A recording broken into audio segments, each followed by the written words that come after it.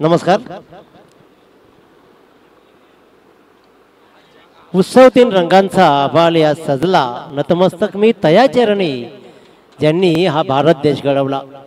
78व्या स्वातंत्र्य दिनाच्या तुम्हा सर्वांना शुभेच्छा देतो आणि घेऊन चलतो अतिशय उत्तम अशी स्पर्धा. आदरणीय मिथुनदादा पाटील, गुरुग्राम पंचायत कोपर सदस्य, त्यांच्या वाढदिवसानिमित्तानं त्यांनाही वाढदिवसाच्या खूप साऱ्या शुभेच्छा देत यशाची सर्व शिखर तुम्ही सहज पार करा आणि एक उत्तम माणूस म्हणून सदैव तुम्ही जनमानसामध्ये राहा ही ईश्वराने प्रार्थना करतो. तुम्हाला खूप साऱ्या शुभेच्छा देतो आणि घेऊन चलतो सामन्याकडे. त्याचबरोबर कोपरगावचे ज्येष्ठ श्रेष्ठ आणि जी वरिष्ठ मंडळी सगळी आहे जी अगदी दुरून सामना पाहत आहे, नितीनदादा पाटील, धर्मदादा पाटील आणि माणिक पाटील, या सर्वांना विनंती करतोय की आपण अतिथी कक्षामध्ये येऊन विराजमान व्हायचं आहे. पहिला सामना सुरू आहे तो म्हणजेच आपण पाहतोय कोपर यजमान आणि त्याचबरोबर त्यांना आमने सामने जातोय करंजाळे.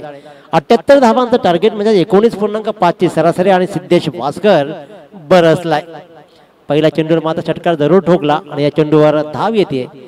सिंगलला डबल मध्ये कन्वर्ट करण्याचा प्रयत्न जरूर होता परंतु नाकारलाय. पहिला 2 चेंडू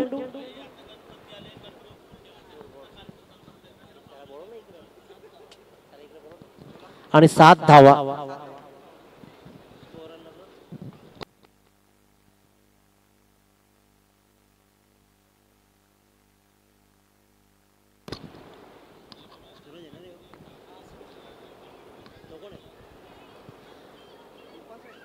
डिक्लेअरची ही आणखीन एक रन बॅटची कडा मात्र घेतली जाते आणि पहिल्या 3 चेंडूवर तब्बल धावा येतात त्या 8 धावा. 78 धावांचं टार्गेट, एक भला मोठं टार्गेट सेट जरूर केलंय. पहिल्या चेंडूवर षटकार सिद्धेश भास्करचा, नंतर लागोपाठच्या 2 चेंडूवर सिंगल कन्वर्ट करत मात्र 1 धाव कारण 19.5 ची सरासरी म्हणजे जवळपास 20 ची सरासरी राखायची आहे. त्याच्यामुळे मिनिमम तुम्हाला 3 मोठे फटके प्रत्येक षटकामागे लगवायचे आहेत. आणखीन एक पहिल्या चेंडूवर दाखवला होता आसमान, त्यानंतर थोडासा रिलॅक्स जरूर झाले पण इथे मात्र आणखीन एक ठोकला जातो षटकार आणि षटकारावर धावा धावा लागतायत त्या तब्बल 15 धावा.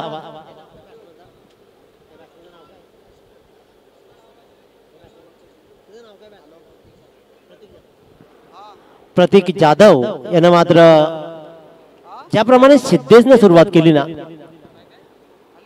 त्याच सुरुवातीप्रमाणे खेळलाय जरूर. 19.5 ची सरासरी राखू शकला नाहीये परंतु तरीही 15 धावा जोडलेत म्हणजे आश्वासक सुरुवात. एक आयकॉन प्लेअर सूरज पाटोळे त्यांनी केलेत. दोघांनी प्रत्येकी एक षटकार लगावला आणि 15 धावा. आता मात्र चेंडू उरतील ते तब्बल 18 आणि जिंकण्यासाठी गरज उरली आहे ते आपण बघूया. 63 रन्स, 63 धावा, भल्ला मोठं आव्हान म्हणजे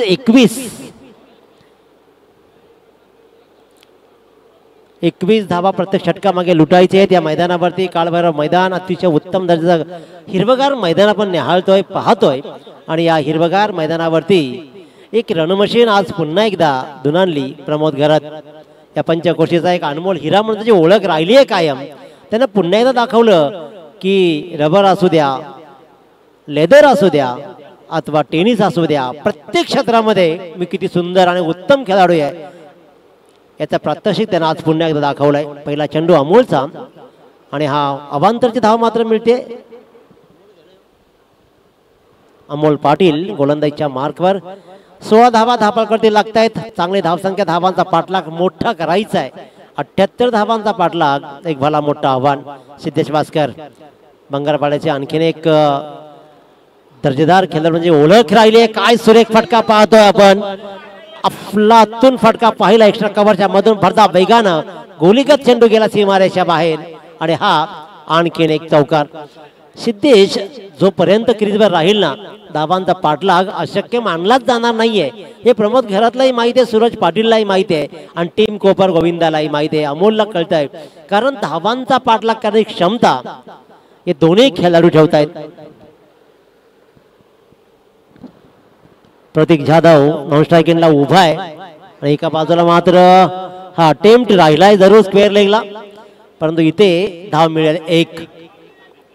सिंगल रन मिळतीये, सिंगल रन धावसंख्या धावफलकावर लागत आहे तब्बल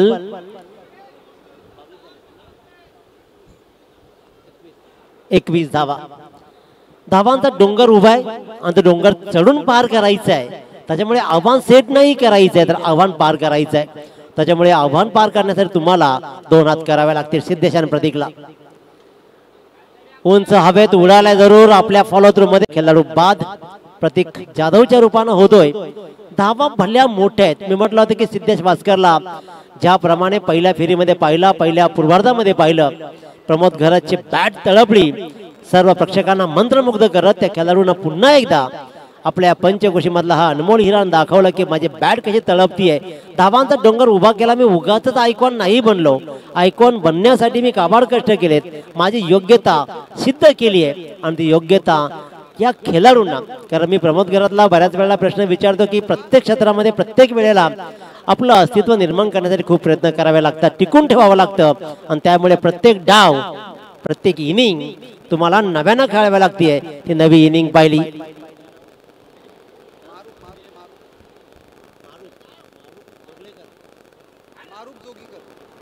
मारूफ जोगीकर, मारूफ जोगीकर या मैदानाचा त्याला कंप्लीट आढावा आहे. याच मैदानावरती खूप सारी प्रॅक्टिस केली जाते आणि आज त्याच मैदानावरती अमर पवारजी त्याची परीक्षा आहे. कारण दररोजची प्रॅक्टिस आणि कोणाच्या विरुद्ध ज्याचं मैदान त्यांच्या विरोधात खेळण्याची ताकद पाहतो. इथे पहा ताकद आजमावली जातीये. सिद्धेश भास्कर हार मानायला तयार नाहीये, लढतोय, झगडतोय आणि भिरकावतो षटकार. धावफलकावर धावा लागल्या. 73-28 जिंकण्यासाठी अजूनही 50 धावांची गरज. RV11 चिंचपाडा आणि त्याचबरोबर कैलासवासी नितीन स्मृती कोहली दोन्ही संघाच्या संघनायकांना टॉस करण्यासाठी यायचं आहे. तर कैलासवासी नितीन स्मृती कोहली संघ संघनायक मुकेशजी इथे रेडी आहेत. तर त्यात मी विनंती करेन विशाल भोईर आपण या आणि RV11 चिंचपाडा संघ संघनायक आपण योगेश पवार.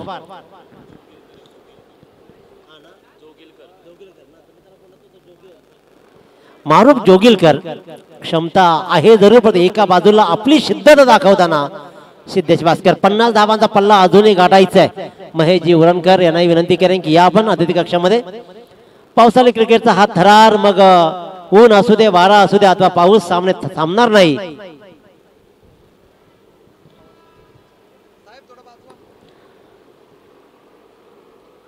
Siddhesh on strike. अकोट टप्प्याची गोलंदाजी, चेंडू हवेत राहिलाय जरूर, एकटक न्याहाळलं जाते चेंडूकडे आणि इथे मात्र हा जातोय आणखीन एक क्लिअर हिट कव्हरच्या डोक्यावरून. झेल सुटतोय, जातोय षटकार. काय सुरेख फटका. अकोट टप्प्याचा चेंडू उचली मिळाली जरूर आणि उचली मिळाल्यानंतर मात्र ज्या प्रकारचा फटकेबाजी केली, झेल होता हवेत बराच वेळ, टिपण्याची संधी थोडीशी अवघडच होती. हा झेल नाही, हाफ चान्स होती, ती हाफ चान्स कन्वर्ट नाही करू शकत आणि अशा प्रकारे 34 धावा धावफलकावरती लागल्या. 12 चेंडू आणि 44 धावा. 12 चेंडू आणि 44 धावा. आव्हान दिसायला लागलंय कारण बरसतोय सिद्धेश भास्कर. आता कोपर संघ विचार करेल कोणाच्या हातामध्ये चेंडू सोपवायचा आहे. 34 धावा तर कंप्लीट केलेच जरूर, परंतु येणाऱ्या 12 चेंडू मध्ये 44 अजूनही आव्हान अवघड आणि मोठं आहे. परंतु हार मानत नाहीये, तो स्वीकारत नाहीये. मनाला सांगतो की आता लढायचं नाहीये, धावा जरूर 78 बनवायचे आहेत, तर लढायचं आहे, ते लढणं जारी आहे सिद्धेशचं. मारूफ जोगीलकर, मी म्हटलं होतं की याच मैदानावरती प्रॅक्टिस असते आणि याच मैदानावरती आता मारूफची मोठी परीक्षा आहे. टॉस केला जातोय. RV11 चिंचपाडा वर्सेस कैलासवासी नितीन स्मृती कोहली या दोन संघादरम्यान नाणेफेकीचा कौल लागला. चिंचपाडा RV11 चिंचपाडा पेन संघाच्या बाजूना. योगेश पवारला खेळताना पाहू. एका बाजूला मुकेश नाईक असेल, संकेत रांडे, अजित मुंगाजी. चेंडू राहिलाय बराच वेळ हवेत, पण रिकामी जागा आहे. लॉंगऑफच्या डोक्यावरून फटकावायचा होता, मिडऑफच्या दिशेने चेंडू गेला आणि धाव मात्र मिळते 1.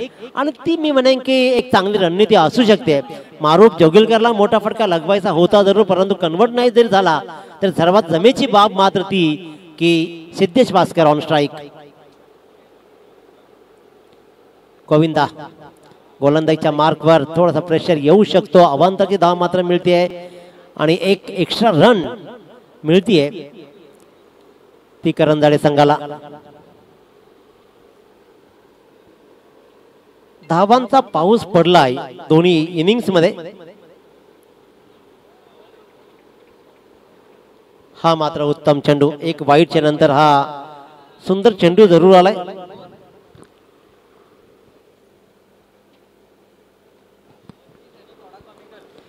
छत्तीस धावा धावफलकावरती लागतायत. अखोट टप्प्याचा चेंडू दिशा दिली, वाट नाही पाहिली. स्क्वेअर लेग आणि मिड विकेटच्या मधून पुन्हा एकदा भरधाव वेगानं बुलेट ट्रेन सारखे सुटावा अशा प्रकारची फलंदाजी होतीये. प्रमोद घरतच्या फलंदाजीला प्रत्युत्तर देताना याच पंचक्रोशीतील आणखीन एक भंगारपाड्याचा हा आयकॉन खेळाडू करंजाडे मधून खेळताना मात्र पाहतोय सिद्धेश वास्करला ठोकला जातोय. आणखीन एक षटकार. षटकारांची बरसात केली जाते. धावफलकावर धावा लागल्या तब्बल 42 आणि अजूनही जिंकण्यासाठी गरज राहिली आहे ती म्हणजेच तब्बल 36 धावांची. 36 धावा षटकारांची भाषाच बोलली जाईल. कारण इथे माहिती आहे क्रिकेट पावसाळी क्रिकेट आहे आणि पावसाळी क्रिकेट मध्ये अलॉंग दी कार्पेटला धावा येत नाहीत.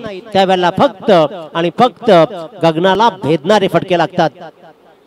मी म्हटलं होतं की हा प्रेशर येऊ शकतो. हे अवांतर धावा ज्या मिळतील ना त्या धावांना बळ देईल करंजाडे संघ. कारण एक एक धावेनं एक्स्ट्राच्या रूपानं धावा मिळत आहेत, चेंडूही मिळत आहेत. त्याच्यामुळे आणखीन एक धाव वाढतीये. 43 धावा धावफलकावरती लागल्या. अतिशय उत्तमरित्या खेळ सुरू आहे.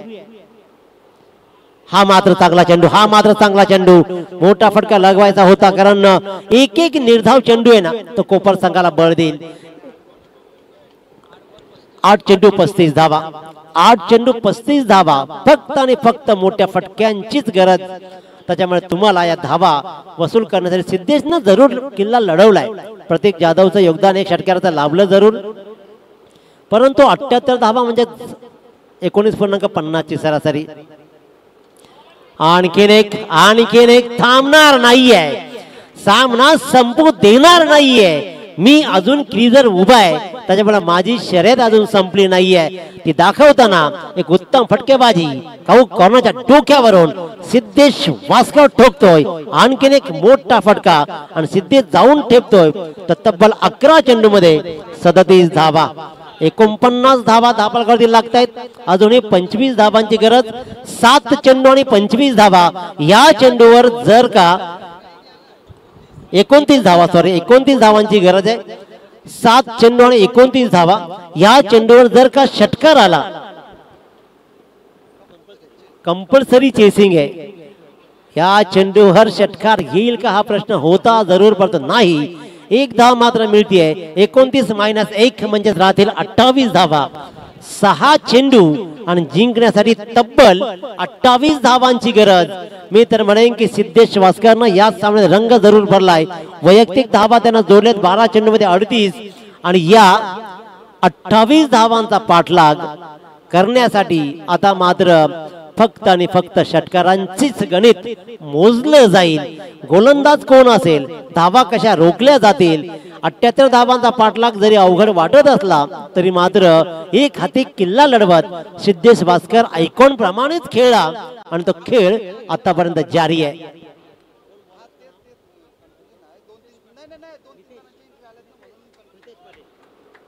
प्रितेश पाटील गोलंदाजीच्या मार्कवर आव्हान तब्बल 28 धावांचं. 6 चेंडू 28 धावा. Siddhesh Vaskar on strike, Maruf Jogilkar non strike एंडला. परंतु 28 धावांचा पाठलाग करण्यासाठी मात्र शर्तीचे प्रयत्न सुरू आहेत. 78 धावांचा खेळ, धावांचा पाठलाग करायचा होता. अलॉंग दी कार्पेट या फटक्याला धावा येतील. एक डबलला प्रयत्न करावाच लागणार आहे कारण इथे धावा मिळतील तब्बल 2 धावा. आता मी तू नाही. आता जी वेळ येईल ती वेळ लढवावी लागेल. या 2 धावा 28 मध्ये मायनस होतील. 5 चेंडू आणि 26 धावांचं गणित उरलंय. मी म्हटलं होतं की तुम्हाला फक्त धावा आता अलॉंग दी कार्पेट नाही तर फक्त गगनभेदी फटकीच विजय देऊ शकतात. ते म्हणजेच करंजाडे संघाला. यजमान कोपर संघाच्या नावानं आज आदरणीय मिथुनदादा पाटील यांच्या वाढदिवसाचं औचित्य साधत पुन्हा एकदा नव्यानं हा रबर क्रिकेटचा खेळ संग्राम इथे रंगतोय आणि पहिला सामना मात्र अतिशय रंगतदार आपण पाहिलाय. या प्रकारच्या फटक्यानं आता मात्र सामन्याची हवा काढून टाकेल, कारण 26 धावांची गरज होती आणि या चेंडूवर धाव आली फक्त आणि फक्त एक. मी म्हणेन की प्रितेशनं हा टाकलेला चांगला चेंडू आणि चांगल्या चेंडूवर सिद्धेश वास्कर धाव जमू शकलाय तो फक्त एक. तर चिंचपाडा संघ, पेन चिंचपाडा आणि कोली दोन्ही संघांना रेडी राहायचं आहे. स्क्वेअर लेगचा हा फटका धावा देऊन जाईल 4, परंतु सामन्याची हवा मात्र निघून गेले आणि त्यानंतर आलेले मोठे फटके फक्त पराभवामधला अंतर कमी करतील, परंतु पराभव मात्र आता जवळपास अटल राहिलाय. पूर्वार्धामध्ये गोलंदाजांनी दाखवले हरगिरी. मी म्हणेन की कारण 19.50च्या सरासरी धावा मोजणं आणि त्यानंतर त्या धावांचा पाठलाग करणं खूप कठीण असतं आणि ते कठीण पेपर होता जरूर. सिद्धेशनं सोडवला होता पण सुटू शकला नाहीये. हा आणखीन एक चांगला चेंडू मारूफ जोगिलकर याच मैदानावरती सराव करताना पाहतोय, परंतु सामना मात्र फसलाय. मोठ्या धावांचा पाठलाग करत असताना 57 धावा धावांकडे लागल्या गेलेत. आता फक्त फॉर्मॅलिटीज म्हणून हा सामना शिल्लक उरलाय. Right more the wicket. फुटॉ चेंडू, लोअर फुटॉ चेंडू स्क्वेअर लेगला टोलावला जाईल. कंप्लीट केली जाईल का एक धाव, आणि ती एक धाव कंप्लीट करत मात्र फक्त एंड बदलला जातोय आणि हा सामना जवळपास संपण्याच्या मार्गावर. सिद्धेश या अंतिम चेंडूवर मोठा फटका लगावत आणखीन एक बहारदार खेळी करेल का? धावा या चेंडूवरती येतील त्या तब्बल 6 आणि ठोकला षटकार. वैयक्तिक 47 धावांची खेळी आपल्या संघाला तारू शकली नाहीये, परंतु लढाईचं कसं, झुंजायचं कसं हे दाखवलं ते म्हणजेच सिद्धेश वास्करनं 78 धावांचा पाठलाग करत असताना एकट्याच्या 47 धावा आणि संघाच्या 64 धावा जमल्या, परंतु पराभवाला सामोरं जावं लागलंय. ते करंजाळे संघाला 64 धावा त्याने जरूर जोडल्या. 78 धावांचं गणित होतं. उत्तम खेळ राहिला सिद्धेश, तुझा वेल प्लेड, तुझं अभिनंदन.